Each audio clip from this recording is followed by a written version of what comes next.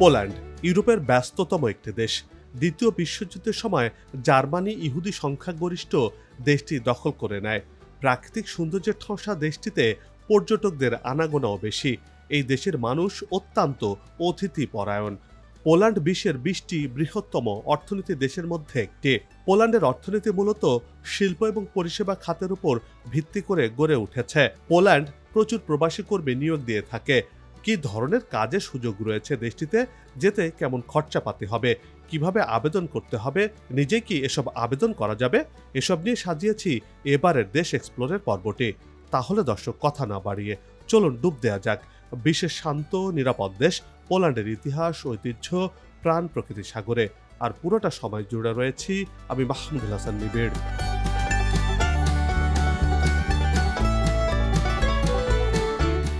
Poland মধ্য ইউরোপের একটি স্বাধীন সার্বভৌম দেশ। 16টি প্রশাসনিক অঞ্চল নিয়ে গঠিত দেশটি ইউরোপীয় ইউনিয়নের 6ষ্ঠ জনবহুল দেশ। পোল্যান্ড নামটি শুনলে সবার আগে চোখের সামনে ভেসে ওঠে বহু বছরের সংস্কৃতি, ঐতিহ্যের কথা। সমুদ্রের নীল জলরাশিতে মুগ্ধতা ছড়িয়ে যাওয়ার বার্তা দুনিয়া জুড়ে রয়েছে। আর পোল্যান্ডের সবুজ ছায়া সুনিবিড় পরিবেশ যেন মিলেমিশে একাকার। পোল্যান্ড এত সুন্দর যে এমন সৌন্দর্য মণ্ডিত দেশ যেন সবারই নজর কাড়ে। এই কারণে দুনিয়ার বিভিন্ন প্রান্ত থেকে এখানে মানুষ ছুটে আসে পোল্যান্ডের সৌন্দর্য দেখতে। এর বাইরেও রয়েছে দেশটির দীর্ঘ ইতিহাস। ইউরোপ মহাদেশের মধ্যস্থলের দেশটি একসময় সোভিয়েতভুক্ত ছিল।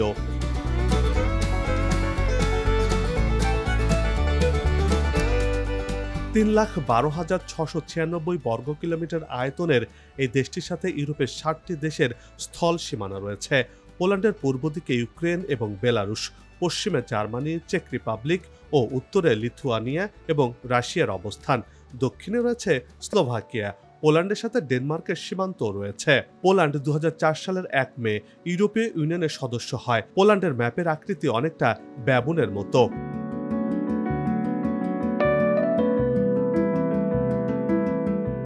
কয়েক হাজার বছর ধরে দেশটি নিজেদের স্বাধীনতা ও সার্বভৌম রক্ষার জন্য পার্শ্ববর্তী রাজ্যগুলোর সাথে প্রতিনিয়ত সংগ্রাম করে নিজের অস্তিত্ব টিকিয়ে রাখতে সক্ষম হয়েছে। পূর্ব পশ্চিমের মধ্যকার ভূ রাজনৈতিক অবস্থানের কারণে পোলিশ ইতিহাসে যুদ্ধ এবং বিদ্রোহের এক সংগ্রাম মুখর ইতিহাস রচিত হয়েছে, যা কালের সাক্ষী হয়ে দেশটির আনাচে কানাচে ছড়িয়ে ছিটিয়ে রয়েছে। দ্বিতীয় বিশ্বযুদ্ধে এক ঐতিহাসিক প্রেক্ষাপট রচিত হয়েছিল এই পোল্যান্ড থেকেই।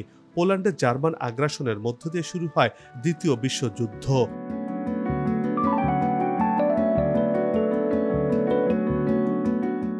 সরকারিভাবে পোল্যান্ড প্রজাতন্ত্র নামে পরিচিত। ওয়াশ পোল্যান্ডের রাজধানী। দেশটিতে প্রায় 4 কোটি লোকের বসতি রয়েছে।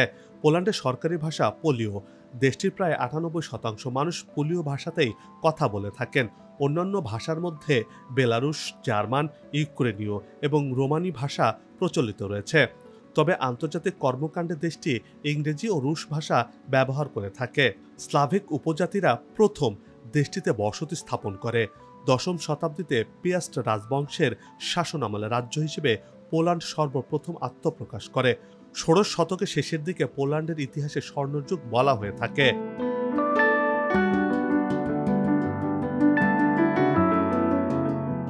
ন্যাশনাল জিওগ্রাফির চোখে পোল্যান্ড বিশ্বের 23টি সুন্দরতম শহরের মধ্যে জায়গা করে নিয়েছে। দেশটির ভিস্তুলা নদীর ধারে অবস্থিত জ্যোতির্বিজ্ঞানী কপারনিকাসের জন্মস্থান হিসেবে পরিচিত তোরান শহর। শহরটিতে এখনও মধ্যযুগের বেশ কয়েকটি পুরনো স্থাপনা রয়েছে।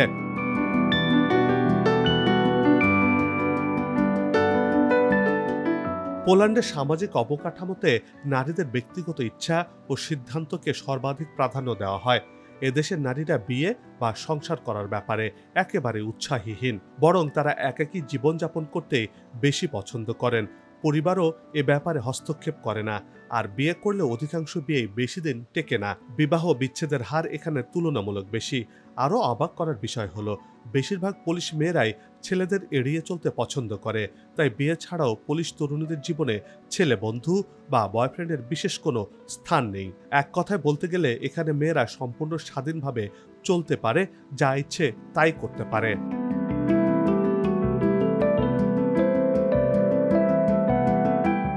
প্রাকৃতিক সৌন্দর্যে বিখ্যাত দেশ এই পোল্যান্ড। অধিক মাত্রায় খোলামেলা পরিবেশের জন্য এদেশে বিবাহ বিচ্ছেদ অনেক বেশি। 2013 সালে এক দম্পতি তাদের বিয়ের 50 বছর পালন করেন, যা ছিল পোল্যান্ডের ইতিহাসে রেকর্ড, এবং তার জন্য পোল্যান্ড সরকার তাদের পুরস্কৃত করেন। পোল্যান্ডের নারীরা বিয়ের পর সন্তান নিতে আগ্রহী নয় তেমন একটা, তাই এখানে 40% নারীর কোনো সন্তানই নেই। পোল্যান্ডে যদি কোনো দম্পতি দ্বিতীয় সন্তান নেন তাহলে সরকার তার ব্যয় বহন করে, তবুও দেশটির জনসংখ্যা বৃদ্ধির হার অনেক কম।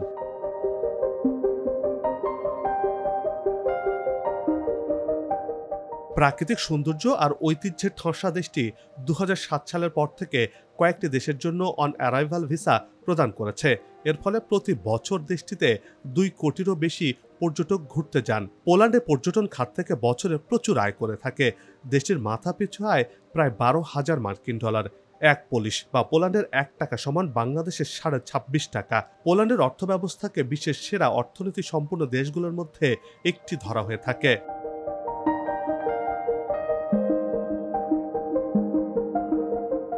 পোল্যান্ডের শিক্ষা ব্যবস্থা অনেক উন্নত। দেশটির শিক্ষার হার 98.74%। ইউরোপের এই দেশটির উন্নয়নের পেছনে এদেশের শিক্ষা ব্যবস্থার বড় অবদান রয়েছে। ইংলিশের রেনেসাঁস শুরু মূলত পোল্যান্ড থেকে। পোল্যান্ডের শিক্ষাগুরুই শুরু করেছিল রেনেসাঁস। বিজ্ঞান ও প্রযুক্তিতে পোল্যান্ড অনেক এগিয়ে রয়েছে, পৃথিবীর চারপাশে সূর্য প্রদক্ষিণ করছে। এ ধারণাকে সর্বপ্রথম ভুল প্রমাণিত করেন নিকোলাস কপারনিকাস। আর এই নিকোলাস কপারনিকাস পোল্যান্ডের বিজ্ঞানী ছিলেন, তাই ইউরোপের অন্য দেশগুলোর থেকে বিজ্ঞান প্রযুক্তিতে পোল্যান্ড অনেক দূর এগিয়ে।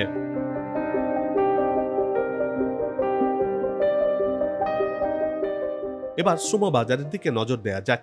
পোলিশ শ্রমবাজার উচ্চ শিক্ষিত, আর তাই এখানে কাজের অভিজ্ঞতাকে গুরুত্ব দেওয়া হয় সবচেয়ে বেশি। আইটি কাজের জন্য এই দেশটিতে প্রচুর লোক নিয়োগ করে থাকে, তাই দেখা যায় প্রতি বছর এই পেশাতে প্রচুর পরিমাণে ওয়ার্ক পারমিট দিয়ে থাকে দেশটি। যাদের তুলনামূলক কাজের অভিজ্ঞতা কম তাদের জন্য পরিচ্ছন্নতা কর্মী হিসেবে দেশটিতে কাজের সুযোগ রয়েছে। হাসপাতাল, মার্কেট সহ অন্যান্য জায়গায় ক্লিনার হিসেবে কাজের সুযোগও রয়েছে এই পোল্যান্ডে।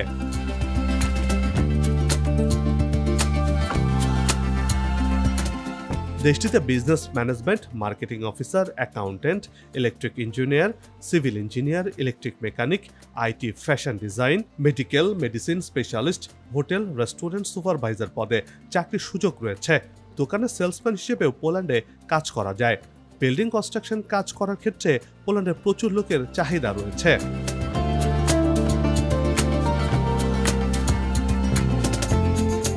পোল্যান্ডে বেতন কত টাকা সেটা নির্ভর করবে কাজের ধরন আর অভিজ্ঞতার ওপর। সাধারণত পোল্যান্ডে কর্মচারীদের মাসিক বেতন 60,000 থেকে 70,000 হয়ে থাকে। পোল্যান্ডে কাজের অভিজ্ঞতা থাকলে 1 থেকে 1.5 লাখ টাকা কিংবা তারও বেশি আয় করা সম্ভব। একই সাথে ওভারটাইমের ব্যবস্থাও রয়েছে এই পোল্যান্ডে।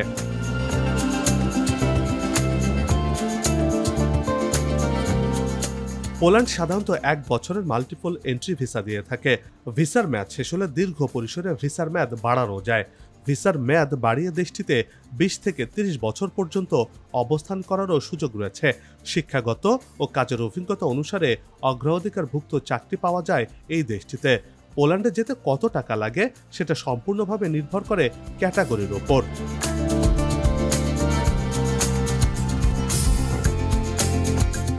পোল্যান্ডে ওয়ার্ক পারমিট ভিসায় যেতে চাইলে ভিসা আবেদন, ফ্লাইট ভাড়া এবং আনুষঙ্গিক সব খরচ মিলে প্রায় 4 লাখ টাকার মতো লাগবে।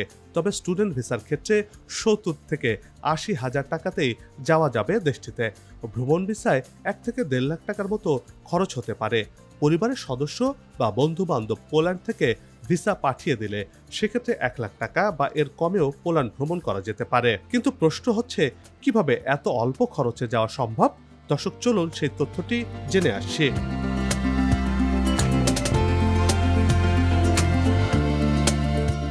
কম খরচে ইউরোপের দেশটিতে যেতে হলে নিজেকেই সবকিছু করতে হবে।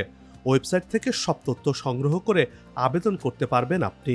সেক্ষেত্রে একেবারে কম খরচে পোল্যান্ডে যেতে পারবেন। সেই সাথে কোনো হয়রানি কিংবা প্রতারণায় পড়তে হবে না। সেক্ষেত্রে এই প্রতারণার হাত থেকে বেঁচে যাবেন। কি কি কাজ করতে হবে দর্শক, চলুন সেই তথ্যটি জেনে আসি।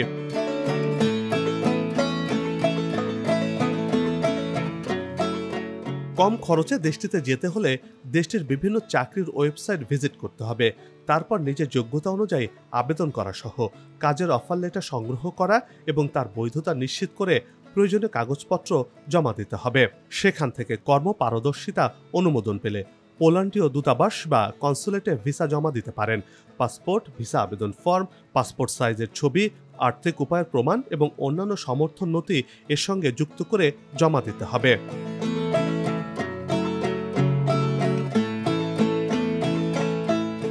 এরপর দেশের দূতাবাস বা কনসুলেটে ইন্টারভিউ অংশগ্রহণ করতে হবে। এক্ষেত্রে বায়োমেট্রিক তথ্য বা আঙ্গুলের ছাপ দিতে হবে।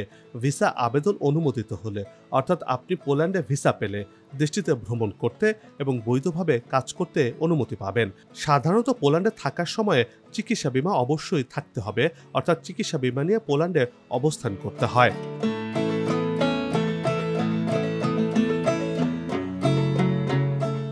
এছাড়া পোল্যান্ডে ভিসা খরচ আপনার ভিসার মেয়াদ, ফ্লাইটের ধরন এবং অন্যান্য আনুষঙ্গিক খরচ বিবেচনা করে কম বা বেশি হতে পারে।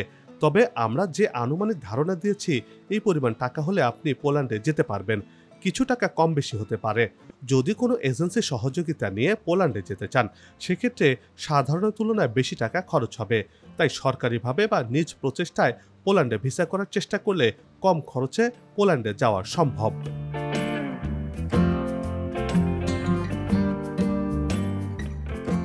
বাংলাদেশে পোল্যান্ডের কোনো অ্যাম্বাসি নেই, তাই যদি পোল্যান্ডের শর্ট টাইম ভিসা বা দেশটিতে ভ্রমণ ভিসা, বিজনেস ভিসার জন্য আবেদন করতে হয়, সেক্ষেত্রে সেনজেন ভিসার আবেদন করা যেতে পারে। এক্ষেত্রে সুইডেন অ্যাম্বাসি বাংলাদেশ থেকে আবেদন করা যেতে পারে। আর পোল্যান্ডে লং টাইম ভিসা অর্থাৎ ওয়ার্ক পারমিট ভিসা বা পোল্যান্ডে স্টুডেন্ট ভিসার আবেদন করার জন্য প্রয়োজনীয় সকল তথ্যাদি এবং কাগজপত্র নিয়ে পোল্যান্ড অ্যাম্বাসি নিউ দিল্লিতে ভিসা আবেদন করতে হবে। অর্থাৎ ভারতে গিয়ে আবেদনপত্র জমা দিতে হবে এবং সেখানে ইন্টারভিউ দিতে হবে। এক্ষেত্রে ভারতে যাওয়ার খরচাপাতিও যুক্ত হবে।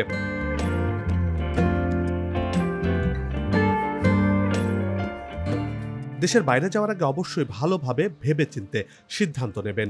সব ধরনের প্রতারণার হাত থেকে সাবধানে থাকবেন, নিজেকে নিরাপদে রাখবেন। আর একটি বিষয় মনে রাখবেন, বিদেশে যাওয়ার আগে অবশ্যই কারিগরি কিছু কাজ শেখার প্রয়োজনীয়তা রয়েছে।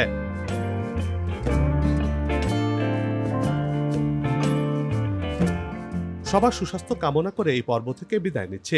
আগামীতে আবারও হাজির হব অন্য কোনো দেশের বিস্তারিত তথ্য নিয়ে। জানাবো সব দেশের অজানা গল্প আর কাজের কথা। ততক্ষণ নিরাপদে থাকবেন, ভালো থাকবেন আর দেশ এক্সপ্লোরের সাথেই থাকবেন। Good bye.